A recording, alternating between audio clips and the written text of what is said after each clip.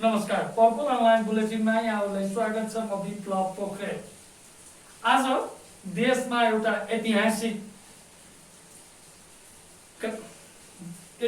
एउटा काम भएको छ, अथवा यो इतिहासले सम्झिने एउटा कालखण्डमा हाम्रो भूमिको, नेपालको नक्साको बारेमा आज एउटा अविस्मरणीय क्षण बनेको छ। विभिन्न नेताहरूले आज आफ्ना भनाइहरू राख्दै आज देशले संसद सिङ्गो एक ठाउँमा उभिएको छ।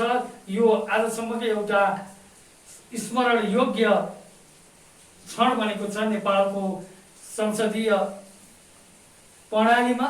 आज नेपालका सम्पूर्ण दलहरू एक ठाउँमा उभिएर नेपालको भूमिको लागि एक ठाउँमा उभिएका छन्। नेपालका सांसदहरू, विभिन्न पार्टीका सांसदहरूले आफ्ना भनाइहरू राख्दै नेकपाका अध्यक्ष पुष्पकमल दाहाल प्रचण्डले राजतन्त्रमा घुमेको नेपालको भूमि गणतन्त्रमा फिर्ता लिन लागेको बताएका छन्। आजको संसदमा नेपालको संविधानको दोस्रो संशोधन विधेयकमाथि छलफलमा भाग लिँदै उनले यस्तो बताएका हुन्। राजतन्त्रले गुमाएको भूमि गणतन्त्रले फिर्ता लिँदैछौँ। उनको यो भनाइमा फेरि राप्रपाका सांसद जो संसदमा आफ्नो भूमिका निर्वाह गरिरहेका छन्, एकजना सांसद लिङ्गदेलले फेरि आफ्नो यो भनाइमा एकदम आपत्ति जनाएका छन्। त्यसै गरी राप्रपा अध्यक्ष कमल थापाले पनि सामाजिक सञ्जाल ट्विटरबाट यसको खण्डन गरेका छन्। यो भनाइ भ्रामक र पूर्वाग्रही भएको पनि बताएका छन्। राजतन्त्रले गुमाएको भूमि गणतन्त्रले फिर्ता ल्यायो भन्ने प्रचण्डको भ्रामक र पूर्वाग्रही भनाइ विकृत र असन्तुलित मानसिकता हो भनेर उनले उल्लेख गरेका छन्। त्यस्तै नेपालको एकीकरण र राष्ट्रिय अखण्डताको रक्षामा राज संस्थाको महत्त्वपूर्ण भूमिका रहेको पनि राप्रपाका नेताहरू राजेन्द्र लिङ्गदेल र कमल थापाले उल्लेख गरेका छन्। समाजवादी पार्टीका अध्यक्ष उपेन्द्र यादवले राष्ट्रघाती महाकाली सन्धि गर्नेहरू जनता सामु माफी माग्नुपर्ने बताएका छन्। नयाँ नक्सालाई निशान छापमा राख्न सरकारले ल्याएको संविधान संशोधन विधेयकमाथि छलफलमा बोल्दै अध्यक्ष यादवले सुगौली सन्धि भन्दा राष्ट्रघाती महाकाली सन्धि गर्नेहरूले माफी माग्नुपर्ने बताएका छन्। सुगौली सन्धिले महाकाली पश्चिमको भूमि भारतको भए पनि महाकाली नदीको भूभाग नै सीमा भएको कुरा राष्ट्रघाती महाकाली सन्धिमा उल्लेख भएको पनि बताएका छन्। सोही भनाइको बचाउमा उत्रिएका छन्।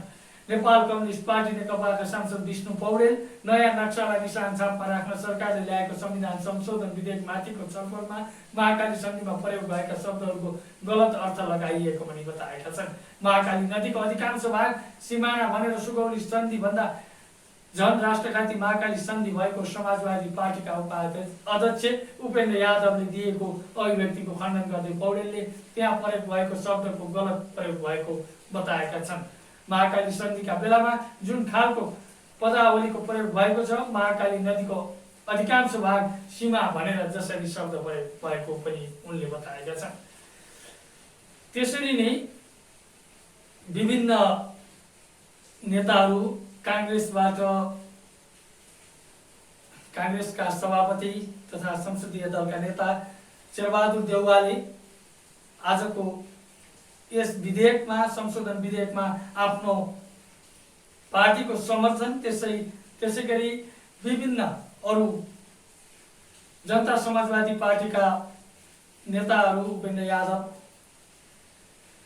समर्थन जनाउनु हुँदै विभिन्न पार्टीका व्यक्तिहरूले समर्थन जनाएर आजको संशोधन विधेयक 2077 पारित भएको छ, जुन नेपालको नक्साको सीमाङ्कन लगायतका विषयलाई लिएर यो आजको संशोधन पारित भएको छ। त्यसै गरी आजको अब कोरोना अपडेटमा हालसम्म स्वास्थ्य तथा जनसङ्ख्या मन्त्रालयका अनुसार विभिन्न प्रयोगशालामा गरिएका परीक्षणमा आज शनिबार 273 जना कोरोना संक्रमित थपिएका छन्। यससँगै नेपालमा कुल संक्रमितको संख्या 5335 पुगेको छ, जसमध्ये 247 जना पुरुष र भने बाँकी 36 जना महिला रहेका छन्। स्वास्थ्य तथा जनसङ्ख्या मन्त्रालयका प्रवक्ता डाक्टर जागेश्वर गौतमका अनुसार कोरोना संक्रमणकै कारण नेपालमा मृत्यु हुनेको संख्या 18 पुगेको छ। त्यस्तै डिस्चार्ज हुनेको संख्या 913 पुगेको छ।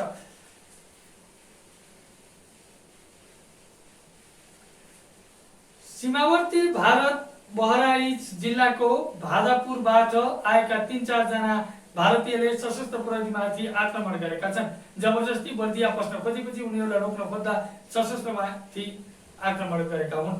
हतियार बिना तैनात सशस्त्र प्रहरीले शनिबार दिउँसो खरबुजा लिन नेपाल छिरेका भारतीयलाई नसोधेर किन नेपाल पसेको भन्दै सोधपुछ गर्दा विवाद भएको थियो। गुलेरिया नगरपालिकाका 8 को 57 नम्बर पिल्लर नजिक भारतीय नागरिकले त्यहाँको तैनात 2 जना सशस्त्र प्रहरीलाई दुर्व्यवहार गर्न थालेपछि स्थिति तनावग्रस्त भएको थियो। सीमा नजिक रहेको भारतीय गाउँ भाजापुरबाट करिब 20 जनाले लाठी लिएर नेपाली सीमाभित्र प्रवेश गरेर सशस्त्र प्रहरीमाथि आक्रमण गरेका थिए। केही दिन यता बालुवाटारबाट सुरु भएको सरकार विरोधी प्रदर्शनको ज्वाला देशभरिका सहरमा चल्किएको छ। गृह मन्त्रालयले प्रदर्शनमा रोक लगाउँदै कारबाहीको चेतावनी दिए पनि आन्दोलन घट्नुको साटो झन बढ्न थालेको छ। अहिलेसम्म आन्दोलन कसले गरेको भनेर सरकारले पत्तो लगाउन पनि सकेको छैन। प्रहरी र गुप्तचर निकायको बनी बनाऊ जवाब छ। आन्दोलनमा घुसपेट भयो, तर कसको घुसपेट यसबारे सरकारी संयन्त्रले विश्लेषण नै गर्न सकेको छैन। आन्दोलनमा कसले उठायो, किन उठाएर यसको समाधान कसरी हुन्छ, अब यो केही दिनमा सेलाउँछ या अझै चर्किन्छ भन्ने बारे पनि निचोड निकाल्न सरकारले सकेको छैन। सरकारले विपक्षीलाई औला ठडाउँदैमा यो आन्दोलन सेलाउला, यसबारे सरकारी संयन्त्रहरू विश्लेषण गर्न नसकेर कुहिरोको काग जस्तै बनेको छ।